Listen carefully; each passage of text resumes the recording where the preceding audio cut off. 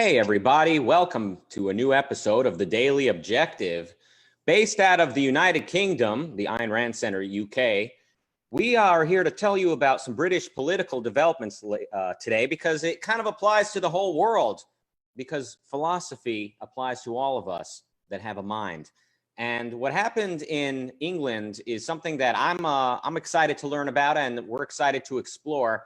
And for that, we need a guy who understands British politics better than anyone. This is a guy who's been, his picture was literally in The Guardian. That's how relevant he is. We had to pay him extra to be here today. A man who understands it better than anyone else, the British expert himself, the very Greek Nikos Sotarikapoulos. Good evening. Hi, everyone. So actually, what gave rise to the story we discussed today didn't technically happen in the UK. It was a tweet by CNN, which referred to women as, quote, no, actually, we don't know who does it refer to. So I need your help in that. So it was about recommending a cancer screening, which is very important for, quote, individuals with a cervix. Now, some people said, obviously you mean women, and some of the people who said this actually found themselves into trouble, believe it or not. So an MP, a Labour MP, Rosie Duffield, was quote tweeted and says, like, you mean women. And she found herself in the epicenter of a Twitter, let's say, reaction by people who consider this a transphobic tweet. So let's put some perspective here, because this is not something new. And I know most people got to this story with an attitude of that's funny, and in a way it is. So there were all these tweets like, when you're in love with a beautiful individual with a cervix, or pretty individual with a cervix, and all that stuff. That's fun. But I don't think the story is funny at all, because if you see where it comes and if you see where it goes. So last year, to celebrate International Women's Day, a local council in Merseyside, which is, let's say, the wider area of Liverpool or towards the north of the UK, they raised the flag. And because they had to choose what exactly flag would not, offend anyone, so it couldn't be the LGBT flag because it was specific for women, it said something like, so it said this, it had a slogan, and the slogan was, quote, women, comma, noun, comma, adult female. So that's like as vanilla as it gets. So we celebrate women, and women means needs. Not so soon. So there was a big reaction to that, and Merseyside had to take this flag down. And the idea was that this would discriminate against a particular a group of people who identify as women, but they are not noun adult female. And another incident was that last year, some universities, when they had to celebrate Women's Week, they didn't call it anymore Women's Week. They called it this word that I don't know how to pronounce. And doing some research, I don't think that anyone knows to pronounce, which is women, but instead of an E, it's with an X, WIMXN. And you could say this is at the fringe of Twitter. This is basically some radical activists. This is not the case. And this is one of the things I want to discuss today, how quickly everyone basically paves the way for these views and for this development. So the British Medical Association had for some time referred to pregnant women, not as pregnant women, but as, quote, pregnant person. And the Cancer Research UK recently, instead of using the term women, use the term anyone with a cervix. And if you do some research in other institutions and other government or non-governmental bodies, you'll find more ways to relate to mention that. So I found, for example, also humans with uteruses. Now, there's so many things to discuss here, but the first thing I want to spot, and you can comment on whatever you want, but that's what really strikes me, is how dehumanizing this is, because it reduces you to basically a reproductive organ.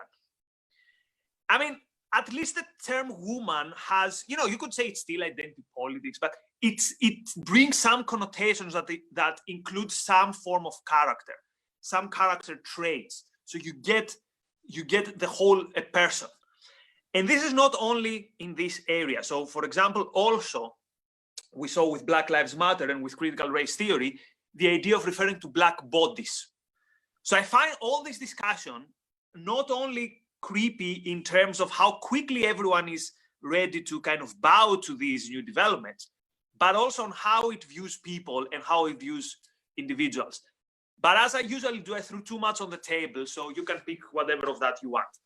I mean, I know some people would respond to what you said and say, well, no, you're the one reducing people to a single organ when you kind of group them all as a woman or a man. And there is this, there is a large, or I don't know how large, but there is a community of people that identify as non-binary, and they're going to be the next super minority where everyone needs to apologize to them and everyone's in trouble for not recognizing them enough. So even classifying people separately by people with a cervix, well, which I guess is kind of what they're doing here. They're not even inventing a new concept for people with a cervix, which would cover both, women who identify as women and women who transferred over to men. It's just saying anyone who might need this medical procedure, basically, is how they're putting it. The non-binaries, the NBs, they are going to be the next, or if they're not already, they are the final stage of, probably not final. There's always going to be a new minority to displace the ruling one or the most oppressed, whichever side you're looking at it from. The non-binaries are going to inherit the earth because they feel that just regular trans people are oppressing them and marginalizing them and trivializing them, because why emphasize gender so much? If I'm non-binary, if I don't identify as either gender, or if I'm somewhere in between the two, or in a different dimension of gender, then you're not recognizing my existence by categorizing people this way. I think you're correct to bring up the way that concepts are used as a sort of tool, as a weapon, because it ultimately is a conceptual battle at the end of the day. It is philosophical when concepts become widely considered as social constructs, that concepts do not refer to anything in objective reality, but that concepts are just simply a social construct. Then now we're in a sort of lobby system of the concepts. You like how I bring the lobby system into every discussion. We are now in a lobby system of concepts where different people, different groups are sort of being organized to sort of lobby. No, we want this concept. Oh no, you can't use that concept.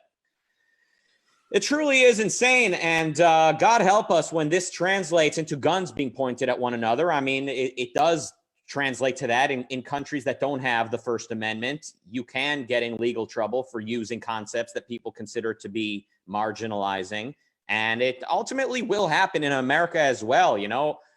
I mean, maybe it already does in the workplace. You can get in legal trouble for not using the pronouns or not using the concepts that you're expected to use.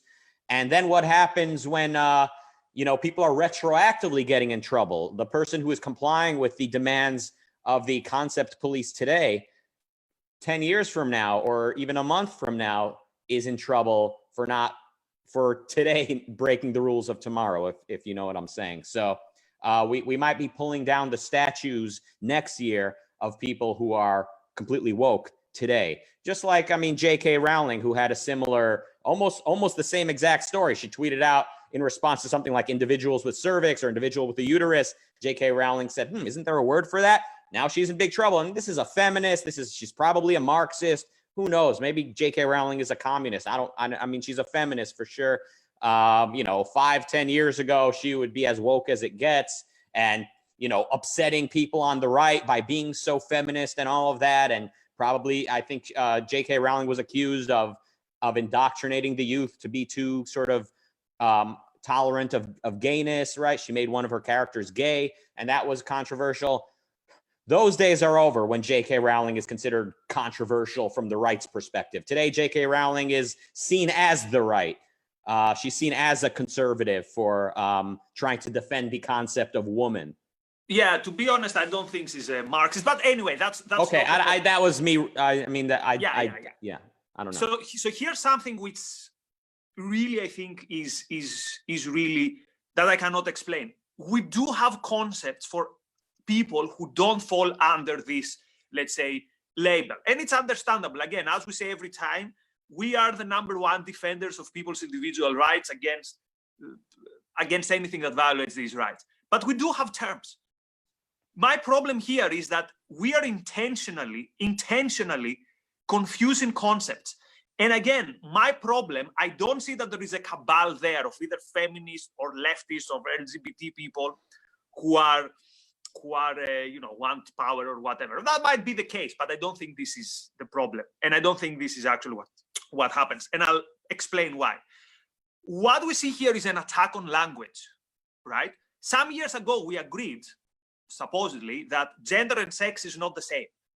So when you say women, it's clearly in the terms of a cancer kind of test, it clearly refers to the biological, let's say, sex, right? So I don't see why we need to be confused.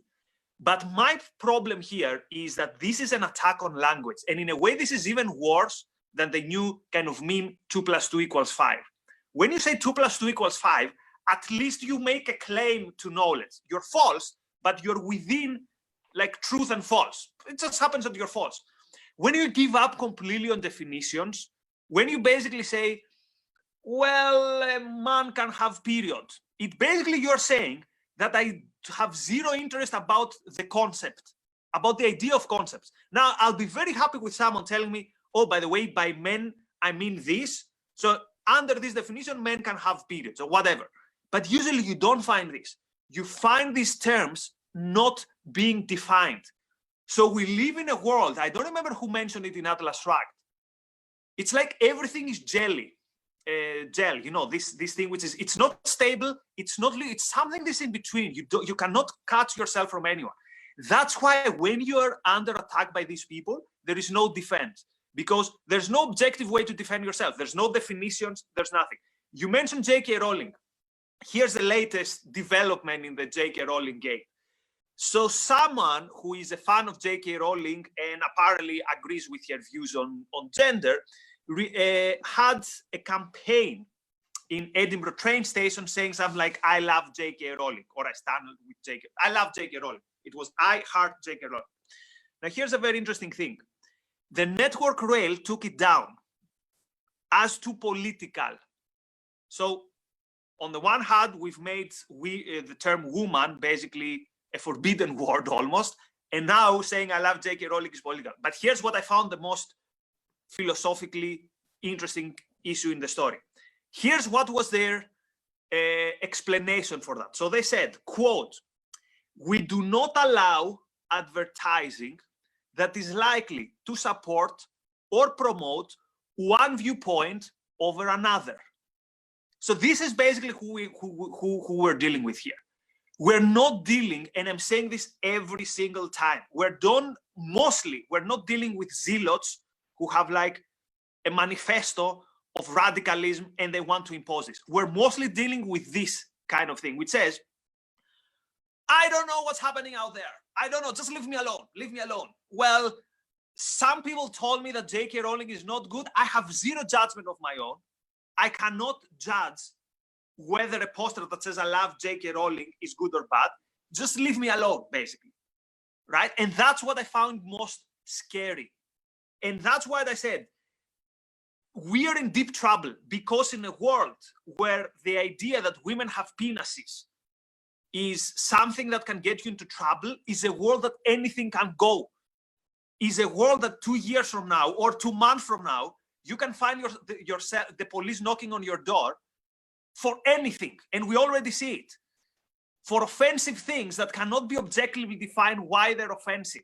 And if you ask them, officer, do you think that I did something wrong here? They have nothing to tell you. But also there's nothing on which you can hold on to defend yourself. So that's why I don't find all these things as a joke. I find this thing as a very, very dangerous sign of decline and of imminent risk. Yes, I don't quote the Bible very often, but the story of the Tower of Babel comes to mind. It's an important story because if I recall, I don't know how much of this is actually written in the Bible versus how much of it was just told to me as sort of supplemental. But God made it impossible for the different parties, the different people, to communicate. They all suddenly spoke a different language. Their plan was to build a tower all the way up to the sky so that they can displace God, I think is how the story went, which I think is a noble thing to try to do. As the greatest thing you can want to do as a man, one of them is to build the tallest building possible and treat this earth like your personal B word or your personal individual with a cervix, as they're called now. But God didn't like that, of course, and God made it impossible for them to communicate. And they, of course, failed at the task at hand. Now, this is a deep story. It refers to facts on the ground. We need to be able to communicate, which means not just that we have a shared language. That is a sort of derivative step. It's that we need reality as our frame of reference. Reality needs to be what we can both sort of refer to when communicating. And language is also it's not a social construct. Language is not just a means for communication. As objectivism points out, and I'll try to explain this properly, language is actually primarily for personal use. It is the final stage of concept formation, right? I'm getting a thumbs up from the Greek guy, so you know I'm on the right track. Concept formation begins at the perceptual level, using your five senses. And when you're done forming the concept, it gets a name, a verbal auditory title, which is back to the perceptual level, back to the perceptual, back to the senses.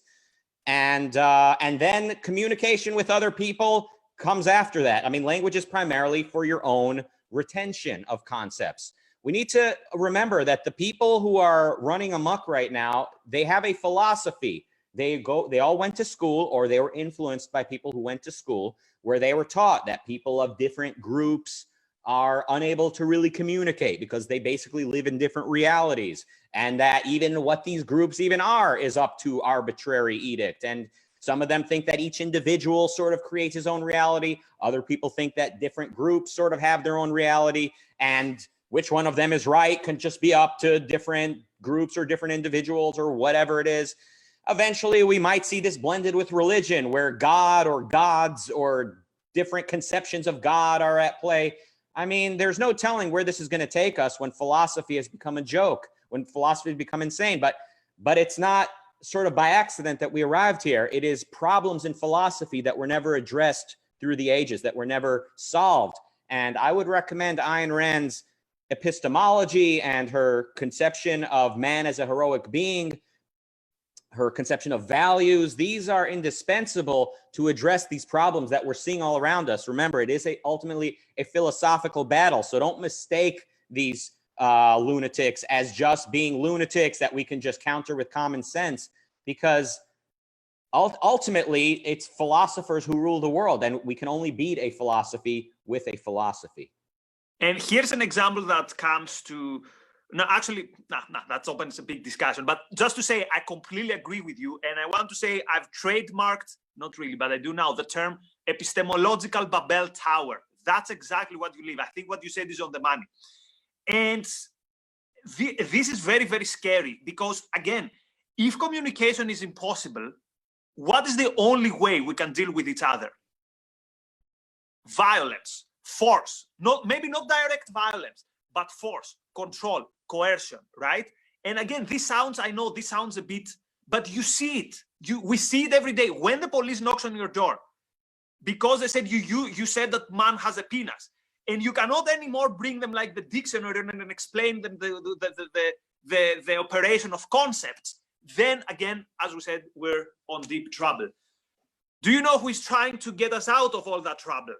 The Ayn Rand Center UK, perhaps? The Ayn Rand Center UK. And the Ayn Rand Center UK, in half an hour, organizes, in my opinion, one of, up to this point, its most important debates with Dr. Gina Gorling and Dr. Diana Fleischman on evolutionary psychology and on issues of free will versus determinism. So I encourage people to attend. You can find more information about how you can sign up either on Ayn Rand London meetup page or on Ayn Rand Center UK Twitter page. And again, we've said it many times, Ayn Rand Center UK is stepping up its game. The Lord Emperor behind the scenes is working very, very hard.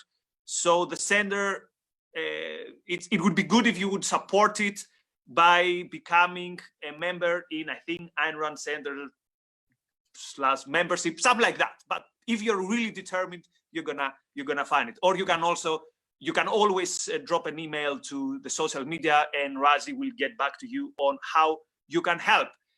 I'm looking forward to hearing this very important issue be debated and explored by the two individuals with the cervixes that you mentioned. Yes, it's important and I stuff. think it's very important to have such top level people, scientists on their field, Gina and Dr. Fleischman. Okay, so many thanks to everyone from myself and from Rucka. All the best.